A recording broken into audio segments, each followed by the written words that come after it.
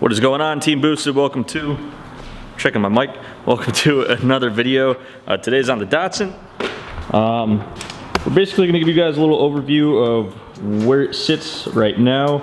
We're gonna put the engine back in today, which is exciting because this shit hasn't ran since July 2018. It's been a while. We're really close. Yeah, we're actually really close. We need a lot of stuff. We'll talk about that today, but we don't need much more now. It's all coming together, and a car that a lot of you probably forgot about is about to get back on the road. First thing I want to talk about is the fuel system. We set this up off camera. This is one of those things we just wanted to work on and not delve too deep into. We just wanted to get it done.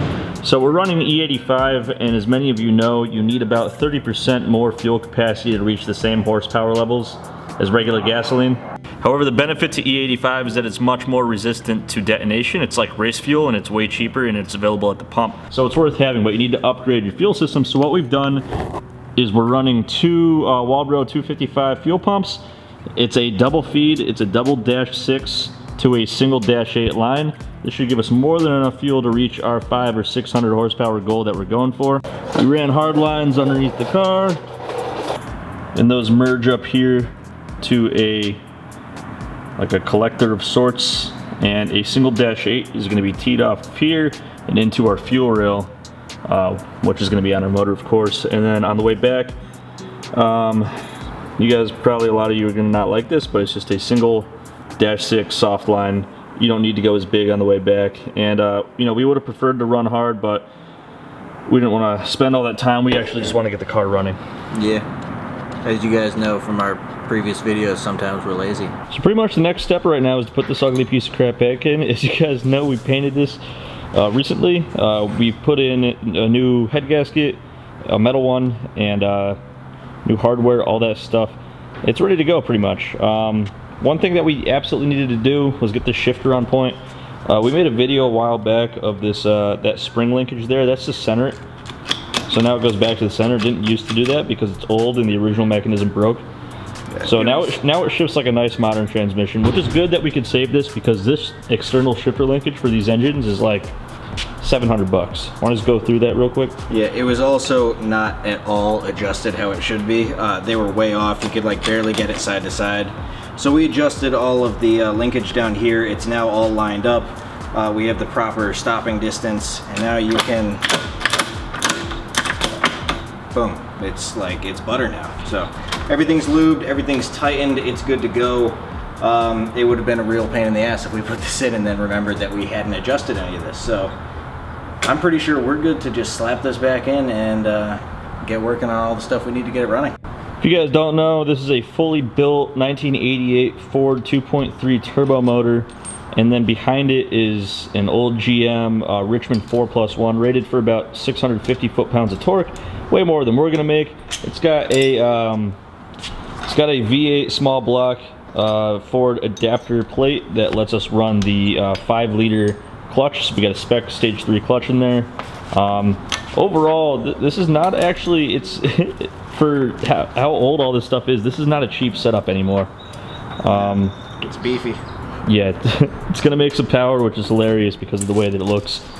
It's going in an equally fitting engine bay. So we're gonna lower it back down, put the engine in. That's exciting because we're only about 2 weeks off, I'd say, about this thing actually starting for the first time since last summer. So pretty pumped on this. Let's get to it.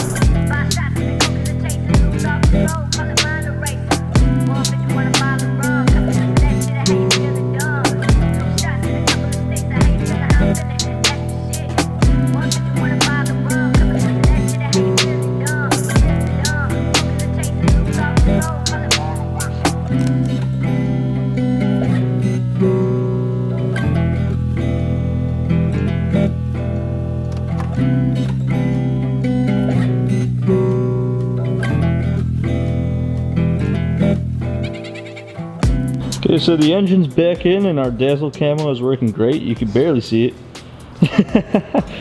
So basically what we need to do now is get the car in the air and install the transmission brace. Okay, so we're good to go on the engine. It's sitting level. It's where it needs to be. If we come down under the car, we're gonna change the hardware up on our mount. But here's our transmission mount. It's like triple layered steel. Sam made it. It's got a hole in it for the 3-inch exhaust that we're gonna run. And now we're gonna put this down. Oh, by the way, it looks like, you probably can't see because the garage door is open. It's fucking up all my lighting. But the fuel lines are not contacting, which is all we were worried about with this. Yeah. So we're gonna move forward. They clear all the shifter linkage and everything, and they're not hitting up here where we needed to clearance the firewall, so it looks good.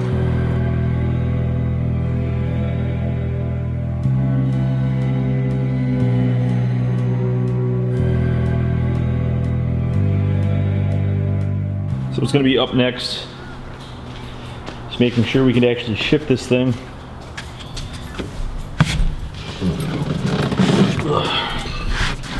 We need to cut even more out of this. It looks pretty hacked up over here. Basically what we're gonna do is follow this edge and loop it back over here to kind of make it look factory a little bit. But right now there's not enough taken out on this side. So we take a little bit more out. None of this is gonna really matter because we can like put like a leather sock over it all, you won't see it. All that really matters is that we can actually shift it.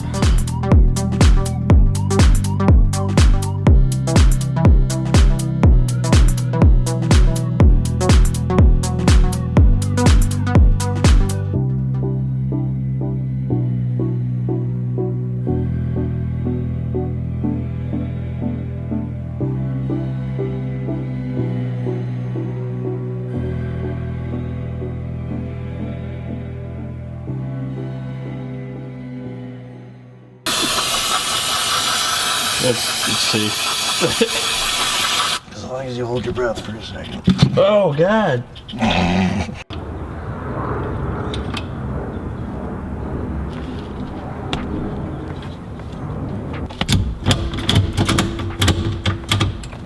Boom. It wakes. One step closer, boys. We got our NASCAR transmission in here. Wait. Alright guys, just wanted to drop a short update on the Datsun because as this is coming together, for us this seems like the most ridiculous engine swap ever.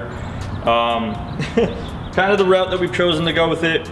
Big V8 power and a 4-cylinder package with a series transmission S13 subframe. We're pretty excited because we've been working on it in its current form since last July.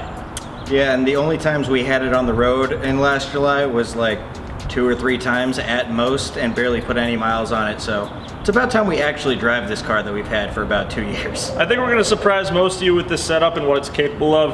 Up next, Devin's got to... I'm gonna take care of this. I'm not a part of that because I hate wiring. 1 minute, there's about to be a plane, be real fucking annoying.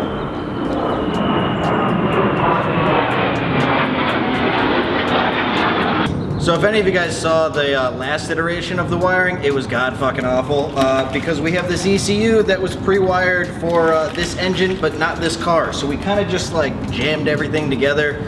I have one of these really cool bulkhead connectors. James introduced us to these. So we're actually just gonna pretty much completely redo all of this and make it so that it fits in here nicely and doesn't look like we just jammed everything in there like we did the previous time.